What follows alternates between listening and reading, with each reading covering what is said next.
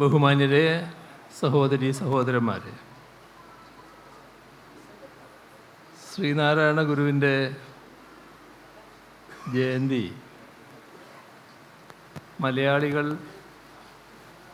ഉള്ളിടങ്ങളിലെല്ലാം വിപുലമായി ആഘോഷിക്കുകയാണ്.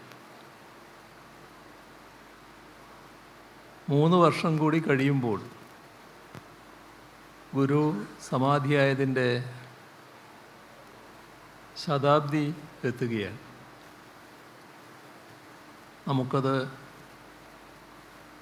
സാർവദേശീയ തലത്തിൽ തന്നെ ഗുരു സന്ദേശ പ്രസരണ വർഷമായി ആചരിക്കാൻ കഴിയണം. ഗുരുവിന് നൽകാവുന്ന ഏറ്റവും വലിയ ആദരാഞ്ജലി അദ്ദേഹം പകർന്നു തന്ന മനുഷ്യത്വപൂർണമായ സന്ദേശങ്ങൾ അതേ അർത്ഥത്തിൽ ഉൾക്കൊള്ളുകയും ലോകത്താകെ എത്തിക്കുകയും ചെയ്യുക എന്നതാണ്. അതിനായി ഉപകരിക്കുന്ന തരത്തിൽ ശതാബ്ദിയെ അർത്ഥപൂർണമാക്കാനുള്ള തയ്യാറെടുപ്പുകൾ ഇപ്പോഴേ തുടങ്ങണമെന്നാണ് പറയാനുള്ളത്. 2025 എന്ന ഈ വർഷം ഗുരുവുമായി ബന്ധപ്പെട്ട ചില ചരിത്ര സംഭവങ്ങൾക്ക് നാം സാക്ഷ്യം വഹിച്ച വർഷമാണ്. ജാതിയെക്കുറിച്ചുള്ള ഗാന്ധിജിയുടെ കാഴ്ചപ്പാടിൽ തന്നെ മൗലികമായ മാറ്റത്തിനിടയാക്കിയ ഗുരുവും ഗാന്ധിജിയും തമ്മിലുള്ള കൂടിക്കാഴ്ച ശിവഗിരിയിൽ നടന്നതിൻ്റെ ശതാബ്ദി 2025 മാർച്ച് 12 നാം ആഘോഷിച്ചതാണ്. അതേപോലെ ഗുരുവിൻ്റെ ജാതിരഹിത പ്രവർത്തനങ്ങളിൽ മുഖ്യസ്ഥാനം അലങ്കരിച്ചിരുന്ന പ്രധാന ശിഷ്യൻ സത്യവ്രത സ്വാമികൾ സമാധിയായതിൻ്റെ ശതാബ്ദി 5 ദിവസം മുൻപായിരുന്നു. ഗുരുവിന് മുൻപേ കേരളത്തിന് നവോത്ഥാനത്തിൻ്റെ വഴികാട്ടിയ ആറാട്ടുപുഴ വേലായുധപ്പണിക്കരുടെ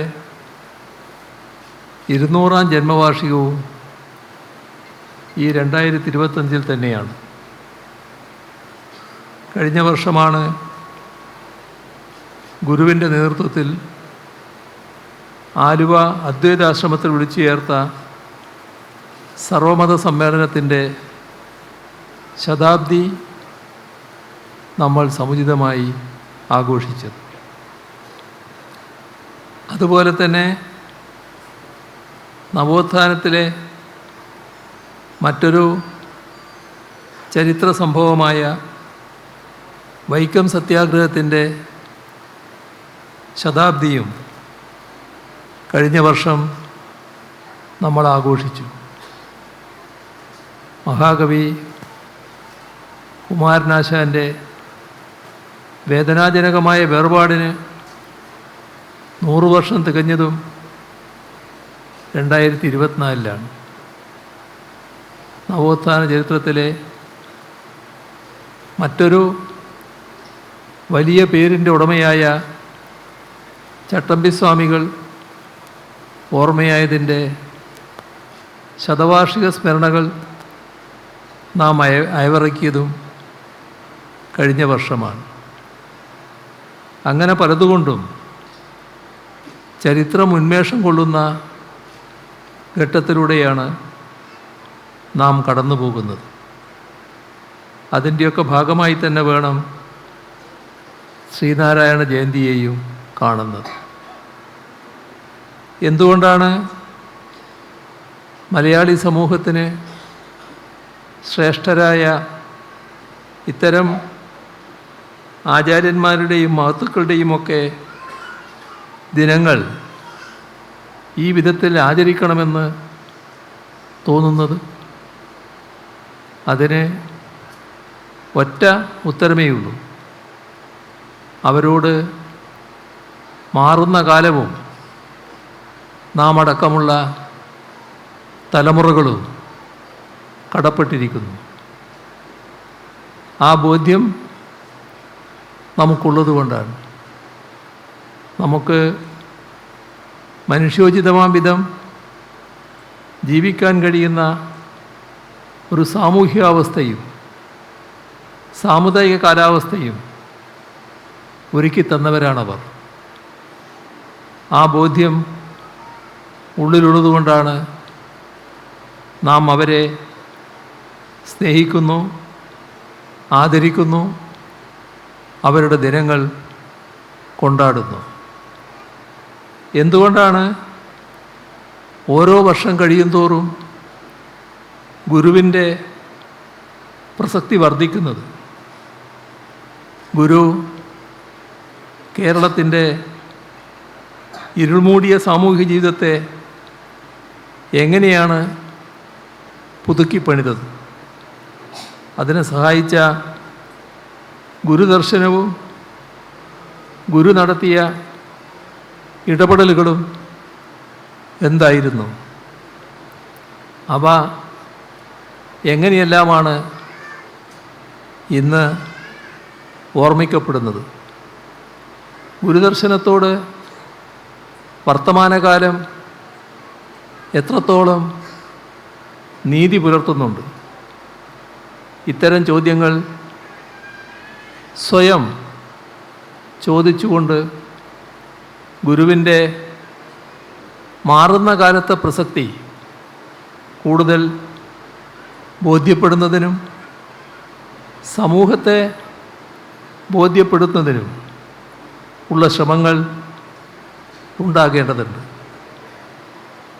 ഗുരുദർശനത്തെ വക്രീകരിക്കാനും ഗുരുവിനെ സ്ഥാപിത താൽപ്പര്യങ്ങൾക്ക് ഉപയോഗിക്കാനും കൊണ്ടുപിടിച്ച ശ്രമങ്ങൾ ചില നടത്തുന്ന സാഹചര്യത്തിൽ ഇത് കൂടുതൽ ആവശ്യമായി വരികയാണ്.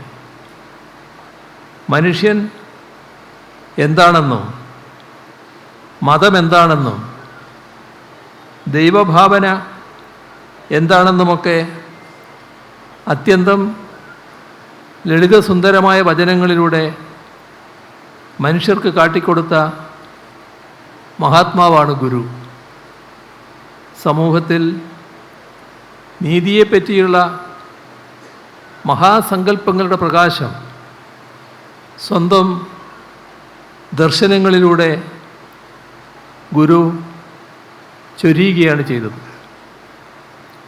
ആ നീതി സാധ്യമാകണമെങ്കിൽ തുല്യതയോടെ മറ്റുള്ളവരെയും കാണാൻ കഴിയണം. അവിടെയാണ് നേരത്തെ ബഹുമാന്യനായ ശുഭകാനന്ദ സ്വാമികൾ സ്വാഗത പ്രസംഗത്തിൽ പറഞ്ഞ സോദരത്വേന എന്ന ഗുരുവിൻ്റെ മഹത്വജനത്തിൻ്റെ ആഴങ്ങൾ തെളിയുന്നത്. ഇവിടെ പറഞ്ഞതുപോലെ അരുവിപ്പുറം പ്രതിഷ്ഠ മുതൽ സമാധി അടയുന്ന 1928 വരെയുള്ള 4 പതിറ്റാണ്ട് കാലമാണ് ഗുരുവിൻ്റെ സാമൂഹ്യവും ദാർശനികവുമായ ഇടപെടലുകളെല്ലാം ഉണ്ടായത്. 1888 മുതൽ 1928 വരെ. അതോടെയാണ് ഗുരു ലോകാരാധ്യനായി മാറുന്നത്. അത്തരം ഇടപെടലുകളുടെ തുടക്കത്തിൽ തന്നെയാണ് സോദരത്വേന എന്ന മഹാസന്ദേശം ഉരുവിടുന്നത്. ജാതിഭേദം മതദ്വേഷം ഏതുമില്ലാതെ സർവരും സോദരത്വേന വാഴുന്ന മാതൃകാസ്ഥാനം. ജാതിയുടെയും മതത്തിൻ്റെയും അന്ധവിശ്വാസങ്ങളുടെയും അനാചാരങ്ങളുടെയും അഴുക്ക് ചാലിലായിരുന്നു അന്ന് കേരളം കടന്നിരുന്നത്. ആ കേരളത്തിലെ മനുഷ്യരെ സാമൂഹ്യ ജീവിതത്തിൻ്റെ പ്രകാശപൂർണമായ വഴികളിലേക്ക് കൊണ്ടുവരണം. അതിന് ഒരു മനുഷ്യനും മാറ്റി നിർത്തപ്പെട്ടുകൂടാ എന്ന് ഗുരുവിനറിയാമായിരുന്നു. മനുഷ്യർ പരസ്പരം സഹോദരരെ പോലെയായാൽ പിന്നെ അവർ തമ്മിൽ ഉച്ചനീചത്വത്തിൻ്റെയോ വേർതിരിവിൻ്റെയോ പ്രശ്നം ഉദിക്കുന്നില്ല. അങ്ങനെ സഹോദരഭാവത്തിൽ പെരുമാറാൻ കഴിഞ്ഞാൽ എല്ലാ വിവേചനങ്ങളും അവിടെ അവസാനിക്കും. സ്വാഭാവികമായും നീതി സാധ്യമാവുകയും ചെയ്യും. അത്തരമൊരു അവസ്ഥയുണ്ടാകുമ്പോൾ അതൊരു മാതൃകാസ്ഥാനമാകും. അതാണ് അരുവിപ്പുറത്ത് മഹാനായ ഗുരു എഴുതി വച്ചത്. നാം പുതിയ കാലത്ത് ഇൻക്ലൂസീവ് എന്ന വാക്ക് കാര്യമായി ഉപയോഗിക്കുന്നുണ്ടല്ലോ. ആ വാക്കിലേക്ക് പുതിയ സമൂഹം വന്നതും ഈ വഴികളിലൂടെയൊക്കെ തന്നെയാണ്. ഒരാളും വിട്ടുപോകാത്ത വിധം എല്ലാവരെയും ചേർത്ത് പിടിക്കുക എന്താണ് ഇൻക്ലൂസീവ് എന്നതുകൊണ്ട് ഉദ്ദേശിക്കുന്നത്. ഈ സങ്കല്പം ആദ്യമായി പ്രകാശിതമായത് ഗുരുവചനങ്ങളിലൂടെയാണ് എന്നത് കാണാൻ വിഷവുമില്ല. ഗുരുവിൻ്റെ സോദരത്വേന എന്ന സന്ദേശം മുൻപേ തന്നെ വെളിച്ചം പരത്താൻ ഇവിടെ ഉണ്ടായതുകൊണ്ടാണ് സത്യത്തിൽ നമ്മുടെ ഭരണഘടനയുടെ ആമുഖത്തിൽ സാഹോദര്യം എന്ന വാക്ക് കടന്നു വന്നത്. ബഹുമാനായ സച്ചിദാനന്ദ സ്വാമികൾ വരികയാണ്.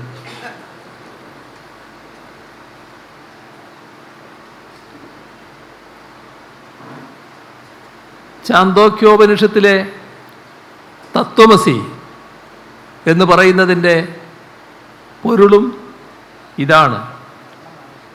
അത് നീ തന്നെയാണ് എന്നാണല്ലോ അതിൻ്റെ അർത്ഥം. അപരൻ താൻ തന്നെയാണ് എന്ന ബോധം ഉള്ളിലുണ്ടായാൽ പിന്നെ അപരൻ എന്നൊരാളില്ലല്ലോ. അത് നമ്മൾ തന്നെയാണല്ലോ. അതുകൊണ്ടാണ് ഗുരു എപ്പോഴും അപരനെക്കുറിച്ച് ആശങ്കപ്പെട്ടിരുന്നത്.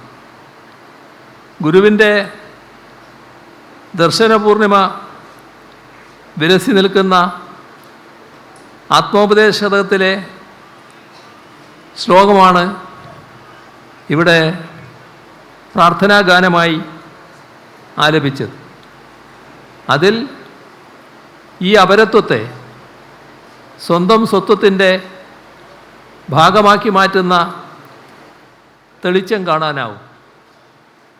അപരൻ്റെ പ്രിയമാണ് എൻ്റെ പ്രിയം എന്നാണ് ഗുരു പറയുന്നത്.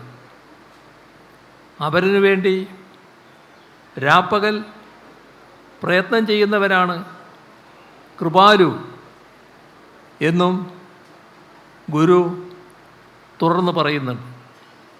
അതിൻ്റെ തുടർച്ചയായാണ് അദ്ദേഹം അവനവൻ ആത്മസുഖത്തിനാചരിക്കുന്നവ അപരൻ്റെ സുഖത്തിനായി വരേണം എന്ന് പറയുന്നത്. ജാതിയുടെയും ഉപജാതിയുടെയും പേരിൽ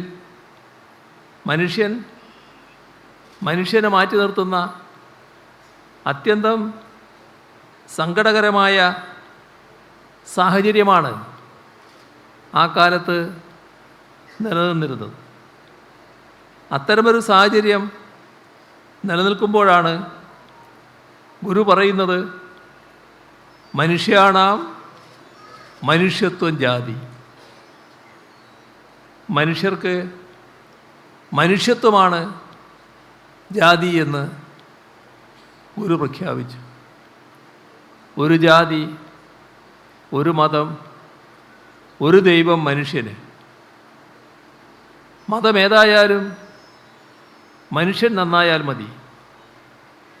ഇതെല്ലാം കുറേ കൂടി ലളിതമായ വാക്കുകളിൽ അദ്ദേഹം പറഞ്ഞതിൻ്റെ പൊരുളും ഇതുതന്നെയാണ്. മനുഷ്യസ്നേഹത്തെക്കുറിച്ചുള്ള ഗുരുവിൻ്റെ ഈ മഹാവാക്യങ്ങളിൽ നിന്ന് ഊർജം ഉൾക്കൊണ്ടാണ് കുമാരനാശാൻ സ്നേഹത്തിൽ നിന്ന് ഉദിക്കുന്നു ലോകം, സ്നേഹത്താൽ വൃദ്ധി തേടുന്നു എന്നെല്ലാം പാടിയത്. ഇങ്ങനെ മാനവസ്നേഹത്തിൻ്റെയും അപരൻ താൻ തന്നെ എന്ന കാഴ്ചപ്പാടിൻ്റെയും മഹാമന്ത്രങ്ങൾ നമുക്ക് നൽകിയ ഗുരുവിനെ കേവലം ഒരു മതസന്യാസിയാക്കി മാറ്റാനുള്ള ശ്രമങ്ങൾ നടന്നു വരുന്നു എന്നത് ഏറെ ജാഗ്രതയോടെ കാണേണ്ട കാര്യമാണ്. എന്തായിരുന്നു ഗുരുവിൻ്റെ മതം? ഒരു ഘട്ടത്തിൽ CV കുഞ്ഞിരാമനുമായുള്ള സംവാദത്തിനിടയിൽ ഗുരു പറയുന്നുണ്ട്, ഹിന്ദുമതം എന്നൊരു മതമേ ഇല്ലല്ലോ. ഇത് ഗുരു CV കുഞ്ഞിരാമനോട് പറഞ്ഞ കാര്യമാണ്. എല്ലാ മതങ്ങളുടെയും ഉദ്ദേശം ഒന്ന്, പല മതസാരവുമേകം എന്ന് ഗുരു ആത്മോപദേശ ശതകത്തിൽ വ്യക്തമാക്കുന്നു. മതങ്ങൾ തമ്മിലുള്ള കലഹത്തിൻ്റെ അർത്ഥശൂന്യത ഈ സംവാദത്തിൽ ഗുരു പറയുന്നുണ്ട്. ഏതെങ്കിലും ഒരു മതം ശ്രേഷ്ഠമാണെന്ന് പറയുന്നതിനും അർത്ഥമില്ലെന്ന് ഗുരു വ്യക്തമാക്കുന്നുണ്ട്. എന്നാൽ സാഹോദര്യം സ്നേഹത്തെയും സ്നേഹം സാഹോദര്യത്തെയും ആശ്രയിച്ചിരിക്കുന്നു. ഇതറിയാതെ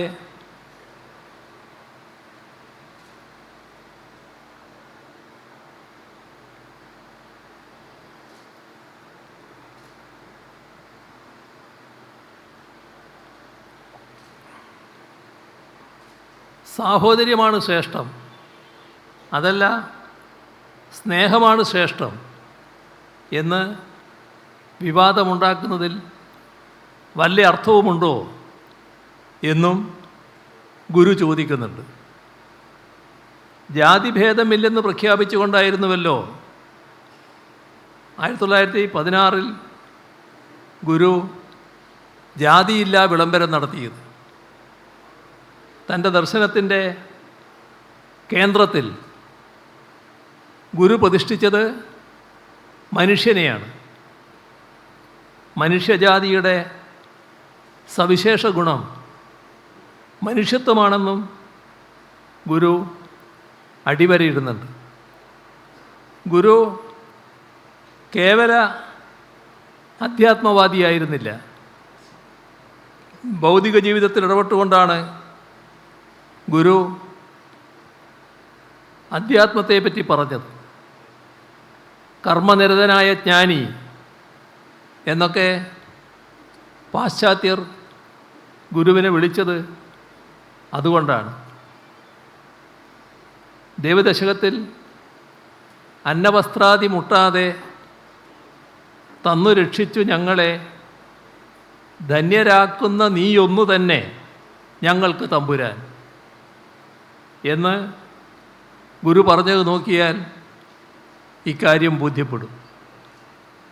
വിദ്യ കൊണ്ട് പ്രബുദ്ധരാവുക, സംഘടന കൊണ്ട് ശക്തരാവുക തുടങ്ങിയ ആപ്തവാക്യങ്ങളും ഗുരു എത്രത്തോളം ഭൗതിക ജീവിതത്തിൻ്റെ ഉത്കർഷത്തെക്കുറിച്ച് ചിന്തിച്ചിരുന്നു എന്നതിന് തെളിവാണ്. ഇതര സന്യാസിവര്യന്മാരിൽ നിന്ന് ഗുരുവിനെ വേർതിരിച്ചു നിർത്തുന്ന പ്രധാന ഘടകവും ഇതുതന്നെയാണ്. ഈ ജഗത്ത് മിഥ്യയാണെന്നും ബ്രഹ്മമാണ് സത്യമെന്നും മാത്രം ഇതര സന്യാസിമാർ പഠിപ്പിച്ചുകൊണ്ടിരുന്നപ്പോൾ ഈ ലോകത്തെ ജീവിക്കാൻ കൊള്ളാവുന്നതാക്കി മാറ്റിയെടുക്കാൻ ചെയ്യേണ്ട കാര്യങ്ങളെക്കുറിച്ചാണ് ഗുരു പറഞ്ഞുകൊണ്ടേയിരുന്നത്. ഇങ്ങനെയെല്ലാമുള്ള മഹാദർശനങ്ങൾ മുന്നോട്ട് വച്ച ഗുരുവിനെ ഹിന്ദുമത നവോത്ഥാനത്തിൻ്റെ നായകനായി അവതരിപ്പിക്കാൻ വർഗീയ ശക്തികൾ നടത്തുന്ന ശ്രമത്തിൻ്റെ ചരിത്ര വിരുദ്ധതയെയും മനുഷ്യത്വരാഹിത്യത്തെയും തിരിച്ചറിയാൻ നമുക്ക് കഴിയേണ്ടതുണ്ട്.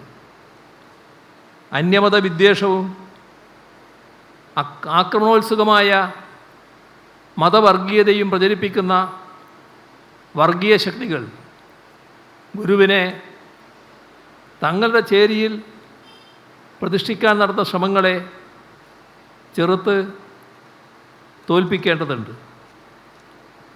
ഗുരുവിൻ്റെ നേതൃത്വത്തിൽ നമുക്ക് കൈവന്ന നവോത്ഥാനത്തിൻ്റെ മാനവിക മൂല്യങ്ങൾ തട്ടിത്തെറിപ്പിക്കാനാണ് വർഗീയ ശക്തികൾ ശ്രമിക്കുന്നത്.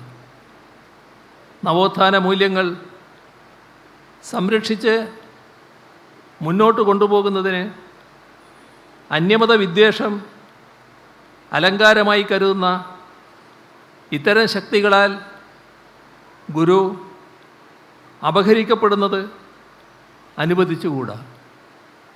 നേരത്തെ പറഞ്ഞൊരു കാര്യം വീണ്ടും ഞാൻ ആവർത്തിക്കുകയാണ്. ഇത്തരം കാര്യങ്ങളിൽ ശ്രീനാരായണ ഗുരുവിൻ്റെ ആദർശം സംരക്ഷിക്കപ്പെടുന്നതിനായുള്ള സമൂഹത്തിലെ ഇടപെടലിന് കൂടുതൽ നേതൃത്വം കൊടുക്കാൻ ശിവഗിരി മഠത്തിന് കഴിയേണ്ടതായിട്ടുണ്ട്.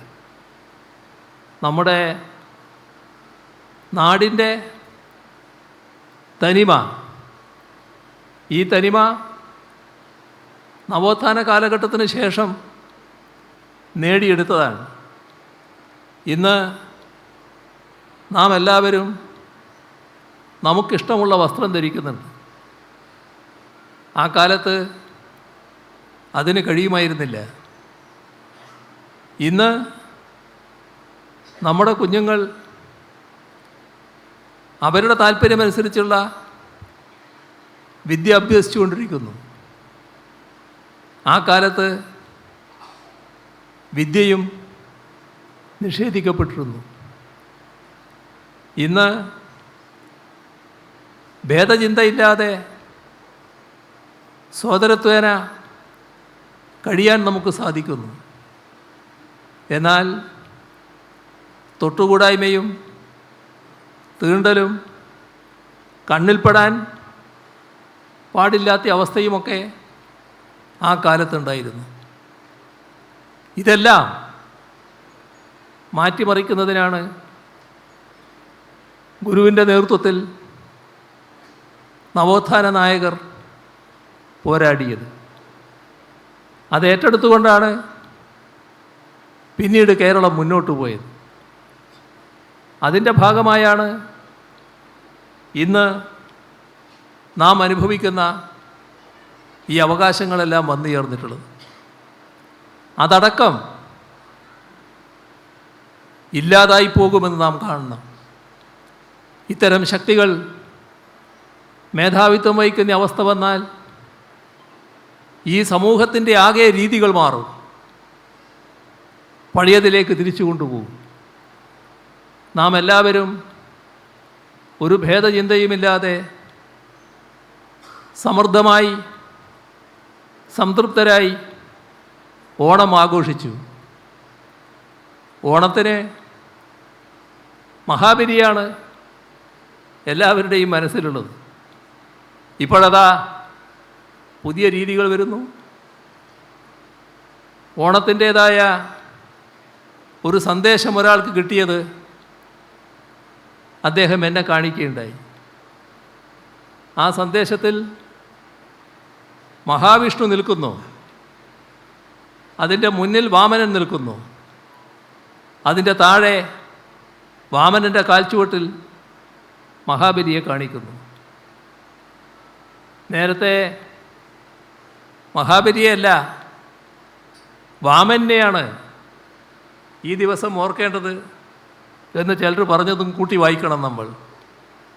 എല്ലാം നമ്മുടെ ഓണമടക്കം എല്ലാം നഷ്ടപ്പെട്ടു പോകും എന്ന് നാം തിരിച്ചറിയേണ്ടതുണ്ട്. എങ്ങനെ? ഈ ആപത്തിനെതിരെ ജാഗ്രതയോടെ നീങ്ങിയില്ലെങ്കിൽ. അപ്പോൾ സമൂഹത്തിന് സംഭവിക്കാനിടയുള്ള ആപത്ത് ശ്രീനാരായണ ദർശനത്തിൽ ഊന്നി നിന്നുകൊണ്ട് അവ സംരക്ഷിക്കുന്നതിനായി ഉള്ള ഇടപെടലിന് നേതൃത്വം കൊടുക്കാൻ ശിവഗിരിക്ക് കഴിയണമെന്ന് ഒന്നുകൂടി ഈ ഘട്ടത്തിൽ ഓർമ്മിപ്പിക്കുകയാണ്. മതത്തിൻ്റെ എല്ലാ സാമ്പ്രദായിക അതിരുകളിൽ നിന്നും പുറത്തു കടന്നാണ് ഗുരു മതങ്ങൾക്കതീതമായി മനുഷ്യനെ പ്രതിഷ്ഠിച്ചത്. അവിടെ നിന്ന് ഗുരുവിനെ അപഹരിക്കാനാണ് ശ്രമിക്കുന്നത്. എന്ന് പറഞ്ഞാൽ നാം കൈവരിച്ച മാനവിക മൂല്യങ്ങളെല്ലാം അപഹരിക്കപ്പെടുക എന്നാണ് അർത്ഥം. ഇന്ത്യൻ നവോത്ഥാന ചരിത്രത്തിലെ ജാതി നശീകരണ ധാരയുടെ വക്താവാണ് ശ്രീനാരായണ ഗുരു. ആ ധാരയിൽപ്പെട്ടവരാണ് അയ്യങ്കാളി, അയ്യാ വൈകുണ്ഠൻ, പണ്ഡിറ്റ് കറുപ്പൻ, കെ പി വള്ളോൻ, പൊയ്കയിൽ കുമാരഗുരു, ഇങ്ങനെയെല്ലാമുള്ളവർ. ഹിന്ദുമതവും ജാതിയുമായി ബന്ധപ്പെട്ട വിഷയത്തിലാണ് ഗാന്ധിജിയും അംബേദ്കറും തമ്മിൽ ഏറ്റുമുട്ടുന്നത്. അതും ചരിത്രത്തിൻ്റെ ഭാഗമാണ്. ഹിന്ദുമതത്തിനകത്ത് വെച്ച് ജാതി പരിഹരിക്കാം എന്നാണ് ഗാന്ധിജി പറഞ്ഞത്. എന്നാൽ ഹിന്ദുമതം തന്നെ ജാതിയാണ് എന്നാണ് അംബേദ്കർ പറഞ്ഞത്. ഗുരുവിനെയും അംബേദ്കറെയും മാത്രമല്ല, നവോത്ഥാന നായകരെ പലരെയും ഹൈജാക്ക് ചെയ്യാൻ വർഗീയ ശക്തികൾ ശ്രമിച്ചു വരികയാണ്. തീർച്ചയായും ചരിത്രത്തിൻ്റെയും ഗുരുവിൻ്റെ ദർശന തെളിച്ചത്തെയും അട്ടിമറിക്കാനാണ് ഇത്തരം ശ്രമങ്ങൾ. ആ ശ്രമങ്ങളെ തിരിച്ചറിഞ്ഞ് ചെറുത്തു തോൽപ്പിക്കാൻ നമുക്ക് കഴിയണം. അല്ലെങ്കിൽ വലിയ ആപത്തിലേക്കാണ് നമ്മുടെ സമൂഹം തള്ളിവിടപ്പെടുക. അതുപോലെ അനാചാരങ്ങൾക്കും അന്ധവിശ്വാസങ്ങൾക്കുമെതിരെ ശക്തമായ നിലപാടാണ് ഗുരു സ്വീകരിച്ചിരുന്നത്. കെട്ടുകല്യാണം പോലുള്ള ആചാരങ്ങൾക്കെതിരെ ഗുരു നേരിട്ടിടപെട്ടിട്ടുണ്ട്. അന്ധവിശ്വാസജടിലമായ പ്രവർത്തനങ്ങളിൽ നിന്ന് എല്ലാവരും ഒഴിഞ്ഞു നിൽക്കണമെന്ന് അദ്ദേഹം പറഞ്ഞു. നരബലി പോലുള്ള വൃത്തികെട്ട ആചാരങ്ങൾക്കെതിരെ ഗുരു ശക്തമായി നിലകൊണ്ടു എന്നത് നമുക്കറിയാവുന്നതാണ്. എന്നാൽ ഗുരു സമാധി അടഞ്ഞിട്ട് 100 വർഷമാകാറായ ഈ സന്ദർഭത്തിലും ഇത്തരം ദുരാചാരങ്ങളും അതുയർത്തുന്ന സാമൂഹ്യ പ്രശ്നങ്ങളും നമ്മെ അലട്ടിക്കൊണ്ടിരിക്കുകയാണ്. അഭ്യസ്തവിദ്യരായ ആളുകളിൽ തന്നെയാണ് അന്ധവിശ്വാസങ്ങളും അനാചാരങ്ങളും നിലനിൽക്കുന്നത് എന്താണ് ഏറെ ഗൗരവതരമായ കാര്യം. നാം ഇന്ന് ശാസ്ത്ര സാങ്കേതിക രംഗത്ത് വലിയ തോതിൽ മുന്നേറിക്കൊണ്ടിരിക്കുകയാണ്. ഡിജിറ്റൽ കാലം വന്നതോടെ നമ്മുടെ ജീവിതശൈലിയിൽ, ജീവിത രീതികളിൽ വലിയ മാറ്റങ്ങളാണ് വന്നുകൊണ്ടിരിക്കുന്നത്. ഈ മാറ്റങ്ങൾക്കനുസരിച്ച് മനുഷ്യ ജീവിതത്തെ മാറ്റിയെടുക്കേണ്ടതുണ്ട്. ഇതിൻ്റെ സാധ്യതകൾ എല്ലാ വിഭാഗം മനുഷ്യർക്കും അനുഭവിക്കാൻ കഴിയുന്ന അവസ്ഥ ഉണ്ടായാലേ ഗുരുദർശനം പറയുന്നത് പോലെ എല്ലാ വൈജാത്യങ്ങൾക്കും അപ്പുറം മനുഷ്യത്വം സാധ്യമാവുകയുള്ളൂ. ഈ കാഴ്ചപ്പാടാണ് സംസ്ഥാന സർക്കാർ മുറുകെ പിടിച്ച് മുന്നേറുന്നത്. എല്ലാ മനുഷ്യരെയും ഒന്നായി കാണുകയാണ് സംസ്ഥാന സർക്കാർ ചെയ്യുന്നത്.